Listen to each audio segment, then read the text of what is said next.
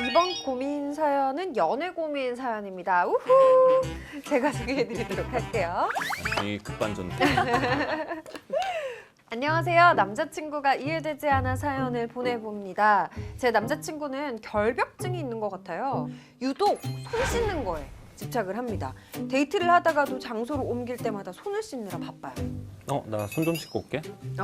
아마 제가 제일 자주 듣는 말이 바로 손 좀 씻고 올게 이 말입니다. 남들은 남자친구와 같이 어딜 가면 가게 문도 열어주고 그러던데 남자친구는 문을 열 때도 맨손으로는 절대 문을 잡지 않아요. 손수건이나 휴지라도 찾는 사이에 그냥 제가 여는 게 빠릅니다. 사실 처음에는 손을 잘 씻고 깨끗한 남자친구의 모습이 좋았거든요. 그래도 이건 너무하다 싶은 일이 드디어 생겼습니다.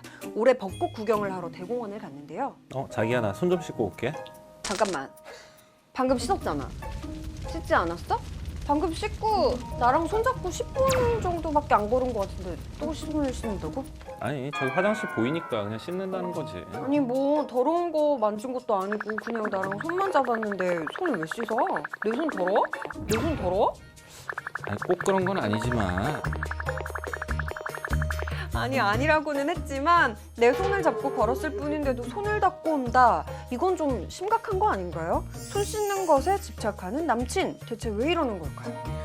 아니 근데 이거는 결벽증 중에는 결벽증인가요? 손 씻으면 좋은 거 아니에요, 남자가? 근데 이 정도면 조금 병적으로 씻는 것 같긴 한데 그런가? 너무 자주 씻는 거 아니에요? 막 10분에 한 번씩 씻고 이 정도면? 저는 좀 심각해 보이지 않는데 이 남자친구분 결벽증인가요, 원장님? 사실 이제 우리가 결벽증이라고 흔히 얘기하는 게 강박증의 일환이거든요. 그러니까 강박증이라는 것부터 설명을 드릴게요. 강박증이라는 거는 내가 원하지 않는데도 끊임없이 머릿속에서 떠올라서 나를 불안하고 괴롭게 만드는 어떤 생각이 있어요. 그거를 강박사고라고 그래요. 그리고 어떤 행동을 함으로써 그 강박사고를 없애고 강박사고로 인해 생긴 불안을 가라앉히는 행동이 있어요. 그걸 강박행동이라고 합니다. 우리가 강박사고가 있고 강박행동이 있을 때 이걸 강박증이라고 표현을 하거든요.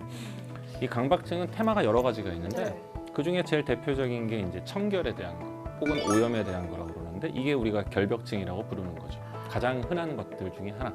근데 강박증이라는 것에 있어서 이제 청결이 가장 대표적인, 가장 흔한 주제고요. 두 번째로 흔한 주제 중에 하나가 이제 체크, 확인에 대한 거. 문 한 번에 못 닫거나 아니면은 한 번에 집 밖으로 못 나가는 분이 있어요. 막 신고 나가려다 맞다 창문. 그것도 맞다, 강박증이에요? 네, 요거요. 그 다음에 이제 세 번째가 질서정연. 질서정연 뭐 이렇게 이게 있으면 이렇게 놔야 되고 이렇게 돼 있는 꼴 되게 보기 싫어하고요. 근데 말씀 듣다 보니까 우리 왜 징크스 있는 사람들도 그렇고 네. 생각보다 이 강박이라는 것 꽤나 자체가 많아요. 만연해 있는 것 뭐 징크스 중에 흔한 거는 보도블록에 선 안 밟는 거. 맞아요. 왠지 그러면 뭐 기분이 좋을 그 거고. 영화에도 나오잖아요. 이보다 더 좋을 순 없다 해서 이 로맨스 작가로 나오는 주인공이 잭 니콜슨 씨가 거기서 아주 열연을 펼치는데요. 정말로 강박증 환자에서 보이는 몇 가지들을 정말 강박증 환자처럼 굉장히 연기를 잘하셨어요. 거기서 대표적으로 나오는 게 아까 얘기한 그 보도블록 선 안 밟기, 그다음에 사연의 남자 주인공처럼 문 그냥 안 열기. 이거 냅킨이나 이런 거 하나씩 꼭 싸가지고 이렇게. 그분은 요걸로 열죠. 소매. 이걸로요? 소매로 하고 이렇게 열게 되고요. 그다음에 집문을 열 때는 또 그냥 안 열어요. 나만의 원칙대로 열어요. 요걸 3번, 요걸 3번 뭐 이런 식으로 열어요. 그런 증상들이 쭉 나와요. 거기에 이제 청결에 대한 것도 있고 정리정돈에 대한 것도 있고 체킹에 대한 것도 있고 뭐 징크스 다 있어요. 그리고 재밌는 게 강박적 사고, 강박증적 성향이 있는 분들 중에 칼 같은 뾰족한 날카로운 걸 보면 되게 불안해하는 분들이 있거든요. 근데 많은 분들이 오해하시는 게 저게 혹시 찔릴까 봐 걱정하나 보다가 아니에요. 근데 그게 아니라 그걸로 내가 누구를 찌를까 봐. 그걸로 내가 누구를 찌를까 봐. 보통 강박적 성향이 있는데 날카로운 걸 싫어하는 분들은 보통 그래요. 누굴 다치게 할까 봐 나도 네, 모르게. 네. 그런 것에 대한 강박이 훨씬 더 많아요. 내가 찔릴까 봐 보다는. 근데 아무튼 이런 강박적 성향은 사실 굉장히 많아요. 우리나라에 꽤나 많고 전 세계적으로도 많은데 이게 이제 병이냐 아니냐의 차이는 직업적 사회적 기능에 문제가 있느냐, 그 다음에 대인관계에 문제가 있느냐의 차이거든요. 그러니까 이 사연을 보내신 분의 남자친구 같은 경우에 지금 여자친구와의 대인관계에 문제가 생기고 있잖아요. 그렇다면 이분은 병적인 걸로 봐야 되는 게 맞을 것 같아요. 근데 이런 분들 이제 강박증에 대한 분들이 정신과에 가서 상담을 받게 되면 어느 정도 치료가 되나요, 실제로? 예. 아, 그래요? 강박증에 대한 치료는 제일 먼저 약물 치료부터 시작을 하고요. 기본적으로 이분들도 알아요. 내 머릿속에 떠오르는 강박사고라는 게 얼마나 말도 안 되는 일인지. 사실 뭐 손 자주 씻는 분이 사실은 내 손에 세균이나 바이러스가 침투해서 내가 그것에 감염돼서 죽을지도 모른다는 공포가 있어요라고 생각하는 사람은 거의 없어요. 그냥 찝찝한 게 싫어요. 묻는 게 싫잖아요. 깨끗한 게 좋잖아요. 라고도 얘기를 하시거든요. 그래서 약물 치료를 해서 그분들의 그런 불안과 긴장을 낮춰주는 거. 그 다음에 두 번째가 보통 인지행동 치료를 많이 합니다. 네. 그래요. 어쨌든 치료가 충분히 가능한 거니까 일상생활에 있어서 너무 불편하면 한번 상담을 받아보시는 그쵸. 것도.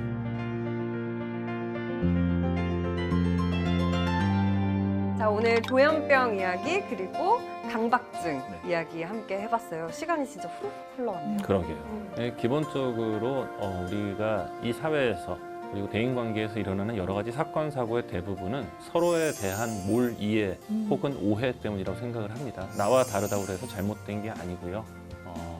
그 부분에 상대방에 대한 이해를 조금만 더 해보고 상대방을 조금만 더 배려한다면 조금 더 사건, 사고가 줄어드는 그런 사회가 되지 않을까 싶고요. 다시 한번 말씀드립니다만 조현병은 그냥 뇌에 문제가 생긴 병일 뿐입니다. 약을 드셔서 치료를 하는 거고요.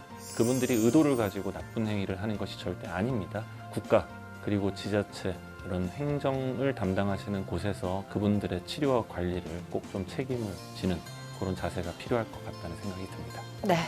그럼 저희는 오늘도 배려심 넘치는 사회가 되길 바라면서 여기서 인사드리겠습니다. 자, 먼저 인사하시죠. 네. 배려가 넘치는. 시간에 만나요. 안녕. 다음 시간에 뵙겠습니다. 안녕히 계세요.